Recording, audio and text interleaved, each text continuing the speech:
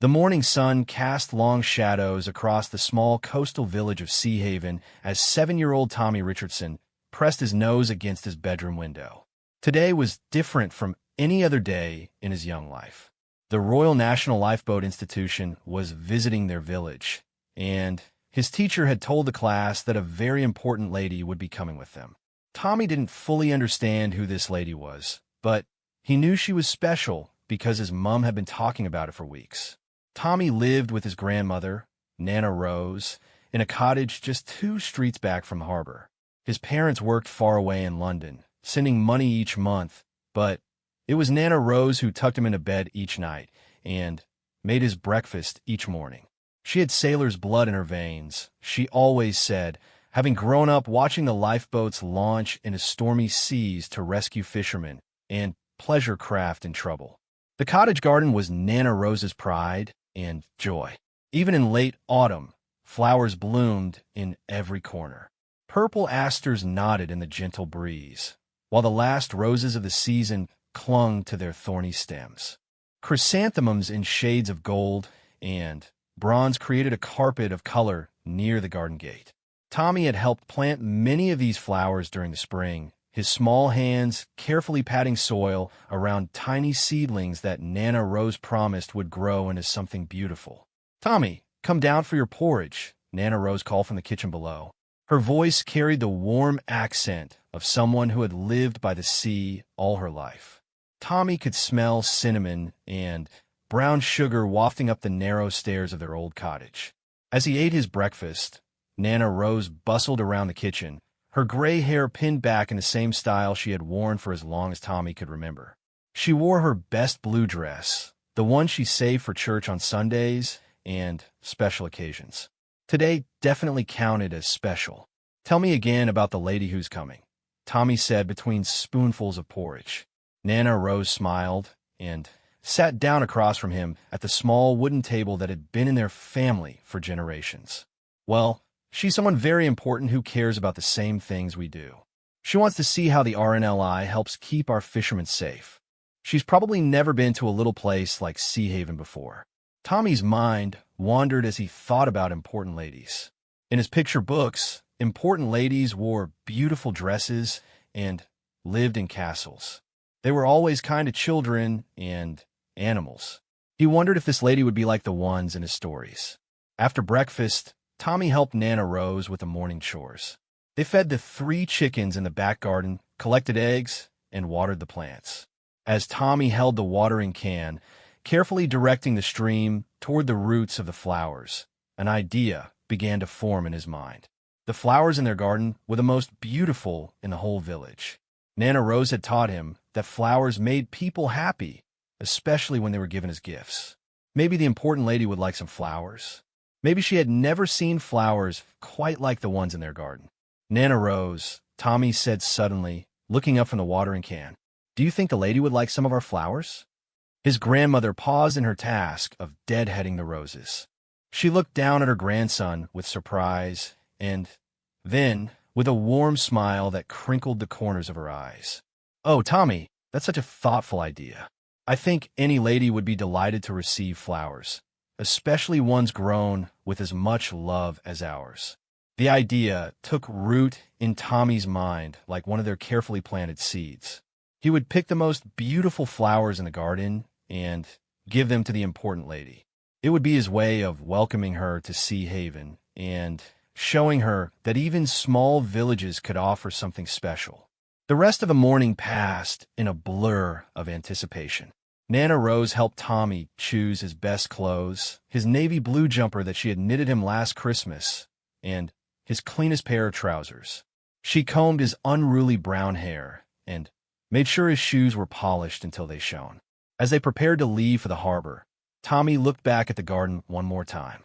The flowers seemed to be waiting for him, their petals catching the morning light like tiny jewels. He had never given flowers to anyone important before, but somehow he knew it was the right thing to do. Nana Rose had always taught him that small acts of kindness could make a big difference in someone's day. The walk to the harbor took 10 minutes, but today it felt much longer. Tommy's heart beat faster with each step, not from fear, but from excitement. He was going to meet an important lady, and he had thought of the perfect gift to give her. The harbor was buzzing with activity when Tommy and Nana Rose arrived. More people had gathered than Tommy had ever seen in Sea Haven before. Photographers with big cameras stood near the lifeboat station, testing their equipment and adjusting their lenses. Television crews were setting up cables and checking their sound equipment. The usually quiet harbor had transformed into something that looked like the scenes Tommy had seen on the news. Local fishermen had brought their boats closer to shore, their colorful hulls bobbing gently in the morning tide. The smell of salt water mixed with diesel fuel and the faint aroma of fish from the early morning catch. Seagulls circled overhead, calling to each other as if they too sensed that something special was happening. The RNLI crew members were already preparing their bright orange lifeboat for demonstration. Tommy watched in fascination as they checked their equipment with practiced efficiency. These were the brave men and women who risked their lives to save others when storms lashed the coast and boats found themselves in trouble. Nana Rose had told him stories of rescues that had happened before he was born, tales of courage and determination that had saved countless lives.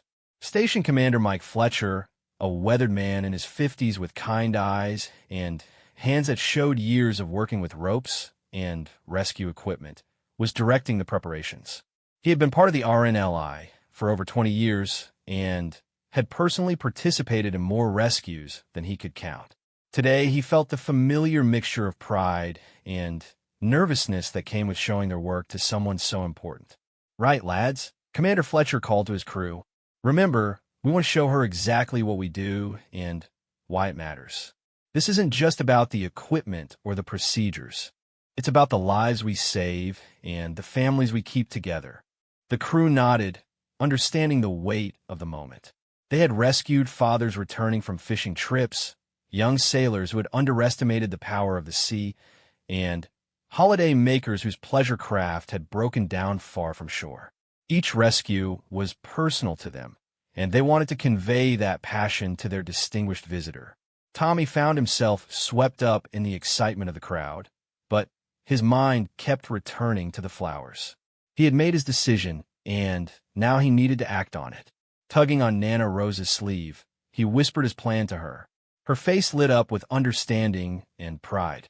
"You go ahead, love," she said quietly. "Pick the most beautiful ones you can find. I'll wait here and save our spot."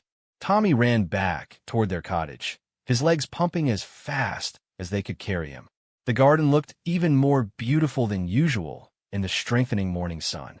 He had helped Nana Rose tend these plants since he was old enough to hold a watering can, and he knew each flower bed intimately. He chose carefully, selecting flowers that represented the best their garden had to offer. A handful of the last roses of the season, their petals soft and fragrant, colored in shades of pink and cream that reminded him of sunset clouds. Several stems of purple asters, their star-shaped blooms creating a perfect contrast to the roses. Golden chrysanthemums that glowed like tiny suns, and a few sprigs of lavender that would add a wonderful scent to the bouquet. As he gathered each stem, Tommy thought about the lady who would receive them. He hoped she would understand that these flowers represented more than just pretty blooms. They represented the love and care that went into making Sea Haven a special place.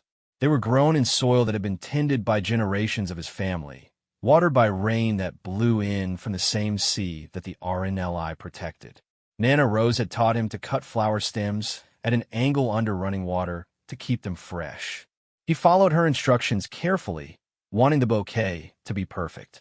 The flowers seemed to arrange themselves naturally in his small hands, creating a burst of color and fragrance that made him smile. When he returned to the harbor, the crowd had grown even larger. Word had spread throughout the village and beyond that an important visitor was coming. Shopkeepers had closed their stores temporarily to join the gathering. Children from the local school had been given permission to attend, and they stood in neat rows with their teachers, all dressed in their best clothes. Tommy pushed through the crowd carefully, protecting his precious bouquet. People smiled when they saw him coming, some recognizing him as Rose Richardson's grandson. The flowers drew admiring glances and gentle comments about how thoughtful he was being. "Those are beautiful, Tommy," said Mrs. Henderson from the post office. "Who are they for?" "The important lady," Tommy replied seriously, as if this explained everything. The crowd near the harbor entrance began to stir with anticipation. Car doors could be heard closing in the distance, and the photographers readied their cameras. Commander Fletcher straightened his uniform and took a deep breath. The moment they had all been waiting for was about to arrive. Tommy clutched his flowers tighter, feeling the smooth stems in his palm and breathing in their sweet fragrance. He had never been more nervous or more excited in his entire 7 years of life. The black cars approached slowly along the narrow harbor road, their polished surfaces reflecting the morning sun and the colorful bunting that had been hung between the lampposts for the occasion. Tommy stood on his tiptoes, trying to get a better view over the heads of the adults around him. The flowers in his hands seemed heavier now, and he worried that the petals might fall before he had a chance to present them. When the car stopped, several serious-looking people in dark suits emerged first. They spoke quietly into small devices attached to their ears and scanned the crowd with professional eyes. Tommy had never seen people like this before except in movies. They moved with purpose and authority, creating a clear path from the cars to where the RNLI crew was waiting. Then, she stepped out of the car. Kate was even more beautiful than Tommy had imagined an important lady would be. She wore an elegant navy blue coat that complemented the maritime setting perfectly, and her hair was styled in a way that looked both formal and approachable. What struck Tommy most was her smile. It was warm and genuine, not the distant smile he had expected from someone so important. She immediately began greeting the local officials who had been invited to meet her first. Tommy watched as she shook hands with the harbor master, the village mayor, and Commander Fletcher. She listened carefully to everything they said, asking questions that showed she was genuinely interested in learning about their community and the work of the RNLI. The crowd pressed forward slightly, everyone hoping for a better view. Tommy found himself being gently pushed toward the front by the adults behind him, all of whom seemed to understand that a young boy with flowers should have the chance to be seen. Nana Rose appeared beside him, her hand resting reassuringly on his shoulder. "Remember what we practiced?" she whispered. "A little bow, present the flowers, and say what you want to say clearly." Kate began her tour of the lifeboat station, with Commander Fletcher providing commentary. She examined the rescue equipment with genuine interest, asking about the different types of situations the crew encountered. Her questions were thoughtful and showed that she had done her research before arriving. "How many rescues do you typically perform in a year?" she asked, running her hand along the side of the bright orange lifeboat. "We launched 43 times last year," Commander Fletcher replied proudly. "That represents 67 people brought safely home to their families. Some are fishermen caught in sudden storms. Others were holiday makers who underestimated the conditions, and a few were people in genuine, life-threatening situations far from shore." Kate nodded seriously, understanding the weight of those numbers. Each launch represented someone's father, son, daughter, or friend. Each successful rescue was a family kept whole, a tragedy prevented. As she moved through the demonstration, Kate began to notice the children in the crowd. Her natural instinct was to connect with young people, and Tommy could see her eyes scanning the gathered school children with interest. She paused to wave at a group of students from the primary school, causing them to erupt in excited whispers and giggles. Tommy's heart began to race. This was his chance. He looked down at the flowers in his hands, noting that they were still fresh and beautiful despite being picked an hour earlier. The roses released their fragrance each time he moved, and the purple asters seemed to glow in the morning light. The crowd began to part as Kate moved closer to where the children were standing. Tommy could see that she was genuinely enjoying meeting the local people, taking time to speak with individuals rather than simply walking past them. When she reached an elderly fisherman who had brought his grandson to see her, she spent several minutes hearing about his 50 years working these waters. Commander Fletcher guided Kate toward the group of school children, clearly recognizing her interest in meeting the young people of the community. Your Royal Highness, these children represent the next generation of our coastal community. Some of them come from families that have worked these waters for generations. Kate's face lit up as she approached the children. How wonderful to see so many young faces. Do you all live here in Sea Haven? A chorus of yes and excited chatter erupted from the group. Teachers gently hushed their students, reminding them to let her speak, but Kate seemed to enjoy the enthusiasm. Tommy found himself at the edge of the group, still holding his bouquet. His palms were sweating slightly, making the flower stems slippery in his grip. Nana Rose gave him an encouraging nod. This was the moment he had been preparing for all morning. Taking a deep breath that smelled of sea air and flowers, Tommy stepped forward from the group.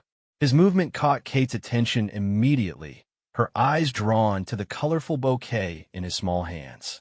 "Hello there," she said warmly, crouching down slightly to be at his eye level. "What beautiful flowers you have." Tommy felt his nervousness melt away in the face of her genuine kindness. She wasn't scary at all. She was exactly like the nice ladies in his picture books, only real. "These are for you," Tommy said, his young voice clear and confident despite his racing heart.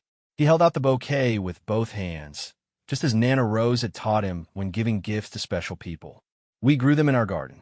Kate's face transformed with genuine surprise and delight. She accepted the flowers with both hands, bringing them close to her face to breathe in their fragrance. The moment was captured by dozens of cameras, but Tommy was completely focused on her reaction. "Oh my goodness, these are absolutely beautiful," Kate said, her voice filled with genuine emotion. "Did you really grow these yourself?" Tommy nodded proudly. "With my Nana Rose. She taught me how to plant them and water them and take care of them. The roses are from the bush her grandmother planted, and the purple ones are asters, and those golden ones are chrysanthemums." He pronounced each flower name carefully, the way Nana Rose had taught him. Kate examined each type of flower as Tommy described them, giving his gift the attention and respect it deserved. "You know so much about gardening for someone so young. How old are you?" 7, Tommy replied. "I've been helping in the garden since I was little." Nana Rose says flowers make people happy, especially when they're given with love. The simplicity and sincerity of his words touched everyone within earshot. Several adults in the crowd wiped away tears, moved by the pure generosity of spirit displayed by this young boy. Kate herself seemed genuinely moved by the gesture. "Your Nana Rose is absolutely right," Kate said, looking past Tommy to where Nana Rose stood beaming with pride. "These flowers do make me very happy. They're the most beautiful welcome gift I could have received."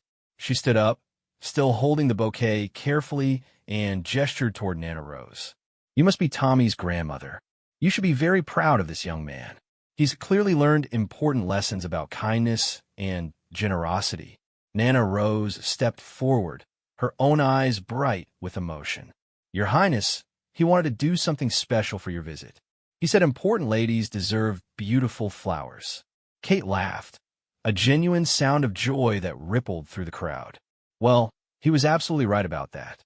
These flowers are more precious to me than any formal bouquet could be, because they come from the heart of your community." The photographers had captured every moment of the exchange, but Kate seemed oblivious to the cameras. Her focus remained entirely on Tommy and his grandmother, making them feel like the most important people in the world. "Tommy, would you like to show me more about your village?" Kate asked. "I'd love to hear about what it's like to grow up by the sea." Tommy's face lit up with excitement. This was more than he had ever dreamed would happen. He hoped simply to give the flowers and maybe receive a thank you.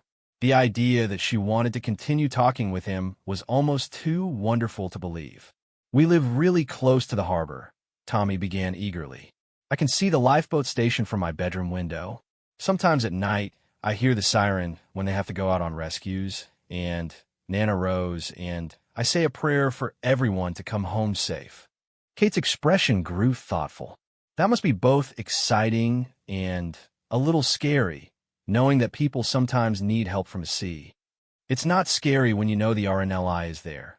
Tommy replied with the confidence of a child who had grown up understanding the importance of a lifeboat cruise. My Nana Rose says they're heroes. They go out in storms and big waves to bring people home. Commander Fletcher, who had been standing nearby, stepped forward with obvious pride. Your Highness, this young man represents exactly why we do what we do. These are our neighbors, our community members. When we launch that lifeboat, we're not just saving strangers. We're protecting people like Tommy and his family. Kate nodded, understanding the deeper meaning behind the commander's words. The RNLI wasn't just about rescue equipment and training procedures. It was about communities looking after each other, about ordinary people willing to risk their lives for their neighbors. The tour continued, but now Tommy found himself included in the group walking with Kate. She asked him about school, about his favorite subjects, and about his dreams for the future. He told her about his love for the sea, about his hope to maybe work on boats when he grew up, and about how Nana Rose was teaching him to cook traditional seaside recipes. As they walked past the various demonstrations, Kate kept the bouquet with her, occasionally bringing it to her nose to enjoy the fragrance. Other officials offered to hold it for her, but she politely declined, clearly treasuring the gift from this thoughtful young boy. The morning sun had grown stronger, warming the harbor and bringing out the scents of salt water and seaweed that defined the coastal atmosphere. Tommy felt like he was walking in a dream, unable to quite believe that he was spending the morning showing an important lady around his village. As the visit drew to a close, Kate made sure to spend a few more moments with Tommy and Nana Rose. She had been genuinely charmed by the boy's thoughtfulness and wanted to express her gratitude properly before leaving Sea Haven. Tommy, I want you to know that these flowers will always remind me of the wonderful people I met in your village today, Kate said, kneeling down to his level one final time. When I look at them, I'll remember your kindness and the beautiful way your community takes care of each other. Tommy beamed with happiness, his earlier nervousness completely forgotten. Will you really remember us? Absolutely, Kate promised. In fact, I'd like to do something special. Would it be all right if I had someone from my office send you some pictures from today? And maybe some information about other RNLI stations around the country, so you can learn about all the brave people who do this important work? Tommy's eyes grew wide with excitement. The idea that he would receive something in the mail from the important lady seemed almost magical. That would be brilliant. Nana Rose wiped away a tear as she watched her grandson's joy. This morning had exceeded her wildest expectations. Not only had Tommy's gesture been well received, but Kate had shown such genuine interest in their lives and their community. Your Highness, Nana Rose said softly, this will be a day Tommy remembers for the rest of his life. Thank you for being so kind to him. Kate smiled warmly. Thank you for raising such a thoughtful young man. The world needs more people like Tommy, people who think of others and want to make them happy. The photographers captured these final moments as Kate prepared to leave. She carefully arranged Tommy's flowers in her car, making sure they would be safe for the journey. The bouquet would travel with her for the rest of the day, a colorful reminder of the genuine warmth she had experienced in this small coastal village. As the official cars prepared to depart, the entire crowd gathered to wave goodbye. Tommy found himself at the front of the group, still hardly believing what had happened. The important lady had not only accepted his flowers, but had treasured them, talked with him, and promised to remember him. Kate waved from her car window as they pulled away, her eyes finding Tommy in the crowd and giving him a special wave just for him. He waved back enthusiastically, jumping up and down with excitement. The crowd began to disperse slowly, everyone talking excitedly about what they had witnessed. The children from the school chattered about how lucky Tommy was, while the adults discussed how gracious and approachable Kate had been. Commander Fletcher approached Tommy and Nana Rose as they prepared to walk home. You know, lad, what you did today was special. You showed that young man spirit that makes our community strong. The RNLI is about people helping people, and you demonstrated that perfectly. Tommy looked up at the tall commander with admiration. "Do you think she really liked the flowers?" "I think she loved them," Commander Fletcher replied with certainty. "I've seen a lot of official visits over the years, and I've never seen someone so genuinely moved by a gift. Those flowers came from your heart, and she could tell." As they walked home through the village streets, Tommy chattered excitedly to Nana Rose about every detail of his conversation with Kate. He repeated her words exactly, wanting to remember everything she had said to him. "Nana Rose, do you think the pictures will really come in the mail?" "I believe they will, love," Nana Rose replied. "Important people don't make promises they don't intend to keep." When they reached their cottage, the garden looked different to Tommy somehow. The remaining flowers seemed more beautiful, knowing that some of their companions had brought such joy to an important visitor. He helped Nana Rose water the plants, already planning what flowers he would grow next season. That evening, as Nana Rose tucked Tommy into bed, he could hardly contain his excitement long enough to fall asleep. The events of the day played through his mind like scenes from the most wonderful story ever told. "Nana Rose," he said sleepily, "do you think she'll really remember us?" "I think she will, Tommy. I think today meant as much to her as it did to you." 3 weeks later, a large envelope arrived in the post, addressed to Master Tommy Richardson. Inside were beautiful photographs from the visit, including several of Tommy presenting his bouquet to Kate. There's also a handwritten note thanking him again for his kindness, and a collection of materials about RNLI stations around the United Kingdom. Tommy treasured these items, showing them to everyone who visited their cottage. But, most of all, he treasured the memory of the day when his simple gift of flowers had brought such genuine joy to someone special. It was a lesson about kindness and generosity that would stay with him for the rest of his life. Years later, when Tommy grew up and eventually joined the RNLI himself, he would often tell the story of the day he gave flowers to an important lady. It became a reminder to him and to others that the smallest gestures of kindness can create the most lasting memories, and that treating others with thoughtfulness and respect is one of the most important things we can do in life. The cottage garden continued to bloom each year, tended now by Tommy and Nana Rose together, always ready to provide flowers for anyone who might need a reminder that they are valued and remembered.